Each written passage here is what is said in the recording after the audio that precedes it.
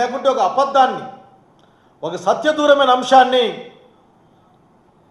ఆనాటి ప్రభుత్వం పైన రుద్దేందుకోసం, అంటగట్టేందుకోసం మీరు ప్రయత్నం చేసిన అర్థమవుతుంది. ఇదొక ఆర్థిక అంశాలతో కూడిన ఒక చెడ్డ సాంప్రదాయాన్ని మీరు చెప్పినట్లు కాదా? దీన్ని ఎందుకు అనకూడదు మీ రోజున మేము? ఇదొక వ్యవస్థీకృత నేరమని. ఎందుకంటే మీరు ఒక విషయం గుర్తుపెట్టుకోవాలా, ఈ మాట ఊరికే మాట్లాడడం లేదు. మీరు ఆర్గనైజ్డ్గా ప్రచారం చేశారు ఈ రాష్ట్రం గురించి. ఈ రాష్ట్రం అప్పుల్లో మునిగిపోయింది, విధ్వంసం జరిగిపోయింది, బతకడానికే లేదు. ఈ రాష్ట్రంలో శాంతి భద్రతలు లేవు, మనుషులే మాయమైపోతూ ఉన్నారు. ఈ రాష్ట్రంలో ఇసుక మిగతా అన్ని కూడా అనేకంగా దోపిడీ జరుగుతూ ఉంది. దీన్ని కాపాడాలంటే మేము తప్ప ఇంకెవరు లేరు. ఒక్కటిగా ఉండి ఒక్కొక్క పార్టీగా జగన్మోహన్ రెడ్డి గారిని ఏం చేసుకోలేం. మేము గుంపుగా వస్తూ ఉన్నాం, మాతో రండి అని మీరు ప్రజలు మోసగించే ప్రయత్నం చేశారు. సఫలమైన సంగతి గుర్తు చేస్తూ ఉన్నా. మీ వ్యవస్థీకృతమైన ఆలోచన చెప్తా వినండి ఒకసారి. 5/4/22లో చంద్రబాబు నాయుడు గారు ప్రకటిస్తారు ఏమని? ఈ రాష్ట్రం శ్రీలంక కంటే అద్మానంగా ఉంది, శ్రీలంక అవుతుంది అని. మరి ఈ రాష్ట్రాన్ని శ్రీలంక ప్రకటిస్తాడేమో సీఎం గారు అని 15 తారీఖు మాట్లాడతారు. 19 తారీఖు ఏం మాట్లాడతారు? ఇదంతా లఫ్షల్ పేపర్లో వచ్చిన మాట. ఇది మేలుకోకపోతే మనకు శ్రీలంక గతే. మేలుకోవడం అంటే ఏంటి? ఈ అబద్ధాలు చెప్పే ఈ కూటమి గురించి ఆలోచించుకోవడమే మేలుకోవడం అంటే. రాజకీయమైన మాట అది. వారి డిప్యూటీ సీఎం గారు అరిస్తేన పైన దూరంలో కూతవేడు దూరంలో ఉందని మాట్లాడతారు. ఇప్పటి ఆర్థిక మంత్రి మిత్రుడు కేశవ్ గారు మాట్లాడింది ఆ రోజు 4 రెట్లు శ్రీలంక అంటే అప్పుడు. నాకేం అర్థం కాలే, వీళ్ళేమో శ్రీలంక ప్రభుత్వానికి కన్సల్టెంట్లుగా పనిచేశారేమో ఆ రోజున. నాకు తెలియదు ఎందుకంటే కన్సల్టెంట్లు ఎక్కువైపోతున్నారు చూస్తూ ఉంటేనే.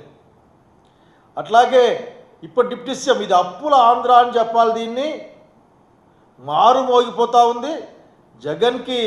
జగన్మోహన్ రెడ్డి గారికి ఆ రోజున అప్పురత్న అని పేరు పెట్టాలని ట్వీట్ చేశారు ఆయన. అక్కడికి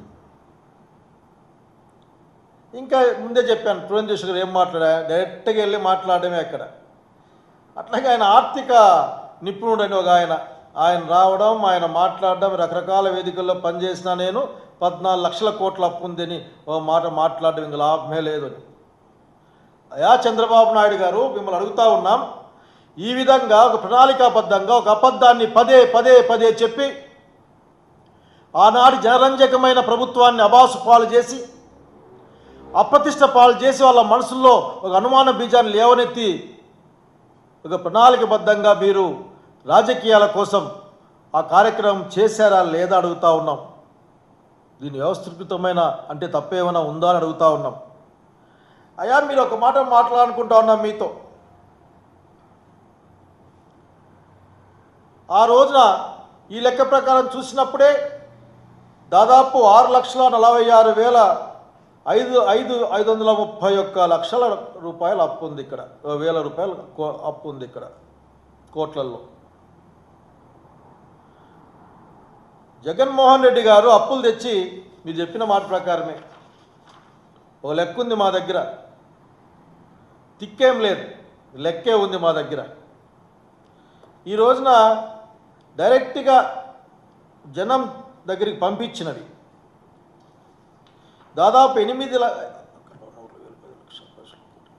దాదాపు అన్ని బెనిఫిట్లు లెక్కేస్తే 8 కోట్ల పైచిలుకు 8 కోట్ల పైచిలుకు లబ్ధిదారులు. ఒకే లబ్ధిదారుకి అనేకం వచ్చి ఉండొచ్చు, ఆఖరికి ఒకరికి 1, 2, 3 వచ్చే అవకాశం ఉంటుంది. 2,73,756.17 లక్షల కోట్లు.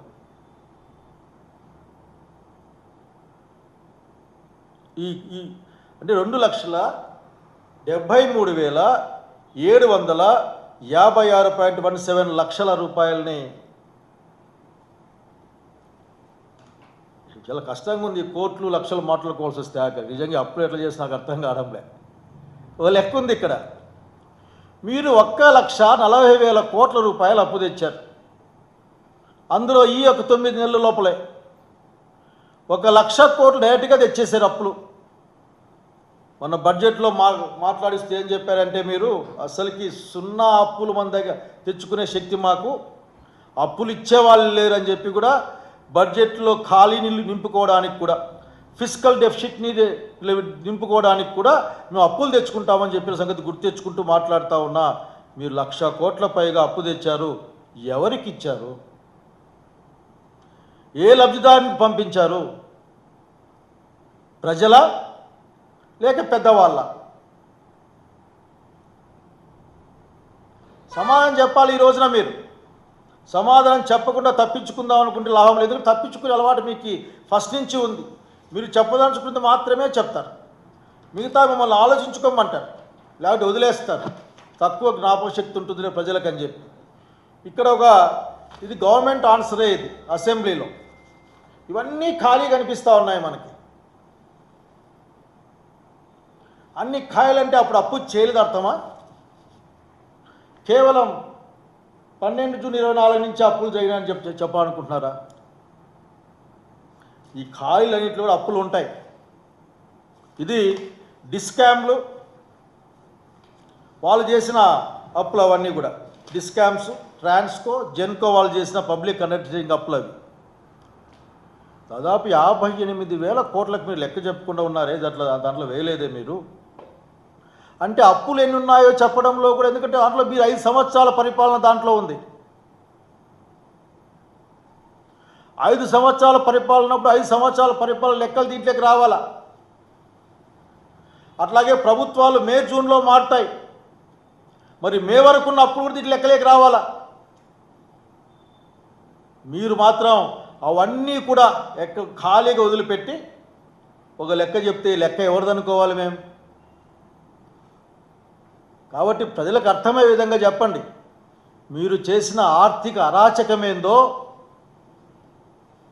మీరు చేసిన ఒక వ్యవస్థీకృతమైన ప్రచారం ఏందో, చెడ్డ ప్రచారం ఏందో, ఈ రాష్ట్ర పరువును గంగలో పలికే విధంగా మీరే కదా 14 లక్షల కోట్లు ఎక్కడా, 12.5 లక్షల కోట్లు ఎక్కడా? చివరికి మీరు శ్వేతపత్రంలో కూడా దుర్మార్గం అంటే మీరు ఎటువంటి భయం ఉండదు మీకు. అబద్ధాలు చెప్పడానికి, సత్యదూరమైన మాటలు మాట్లాడడానికి మీరు భయపడరు, అలవాటైపోయింది మీకు. అది మీ భాషలో, మీ జీవన సరళిలో భాగంగా మారిపోయింది ప్రభుత్వానికి. శ్వేతపత్రం అని మీరు విడుదల చేసే చంద్రబాబు నాయుడు గారు అన్యాయం అయిపోయిందని చెప్పేసి గట్టిగా అరుస్తూ కేకలు పెడుతూ, దాంట్లో కూడా 9.74 లక్షల కోట్లు అని చెప్పాడు. కానీ ఈరోజు ఏమో 6 లక్షల కోట్ల చిల్లర ఉందని చెప్తా ఉన్నాడు. 6 లక్షల కోట్ల 46,000 అని చెప్తా ఉన్నాడు. ఎట్లా? మీరు ఎవరిని మోసం చేద్దాం అనుకుంటా ఉన్నారు? అంటే ఆ రోజు అధికారం వచ్చిన కొత్తలో 9.74 అని చెప్పేసి వదిలేద్దాం అనుకున్నారు మీరు. ఎందుకంటే 14, 12, 11 అని చెప్పిన రకరకాల క్లిప్పింగ్స్ ఉన్నాయి. ఈ దేశమంతా మాట్లాడారు, మీ రాష్ట్రం అంతా మాట్లాడారు మీరు. మరి ఇప్పుడేమో 6 లక్షల చిల్లర అంటా ఉన్నారు. ఆ 6 లక్షల్లో కూడా గవర్నమెంట్ రాకముందు, జగన్మోహన్ రెడ్డి గారి ప్రభుత్వం రాకముందు ఈ రాష్ట్ర ప్రభుత్వం అప్పులు, గ్యారెంటీలు అన్నీ కలిపితే 3,06,951 కోట్లు. లెక్కలు తీసేసుకోండి ఫైనాన్స్ మినిస్టర్ గారు, సీఎం గారు. 6,46,531లో 3,06,951 తీసేసుకోండి మీరు. తీసేస్తే మళ్ళొక 3 చిల్లర మిగులుతుంది. ఇది మీ లెక్కలే, మేమేసిని కావు. మీ ముద్రలతో, సంతకాలతో వచ్చిన పేపర్లో లెక్కలే మేము మాట్లాడుతూ ఉన్నాం. మరి ఏం చెప్పాలి మళ్ళీ మీరు? బయటకు వచ్చి ఏం మాట్లాడతారు మీరు? ఇప్పుడు కూడా మీకు ఆత్రం కూడా కనీసం మీకు మీ మనస్సాక్షి మిమ్మల్ని ఎట్లా ఒప్పుకుంటుంది? మీకు మీ అంతరాత్మ మిమ్మల్ని అడగదా? మిమ్మల్ని మీ అధికారం వచ్చిన తొలినాళ్ళ నుంచి కూడా మీ అంతరాత్మ అడిగి ఉండాలి మిమ్మల్ని. అది అడుగుతుందో లేదో, లేకపోతే అడగకుండా చేశారు నాకు తెలియదు. కానీ ఈ రోజున జగన్మోహన్ రెడ్డి గారు చేసిన అప్పు 3 లక్షలు 4 లక్షల మధ్యల కంటే ఎక్కువ లేదే. అందులో దాదాపు 2,73,000 డైరెక్ట్గా జనానికి ఇచ్చిన డబ్బులు అవి.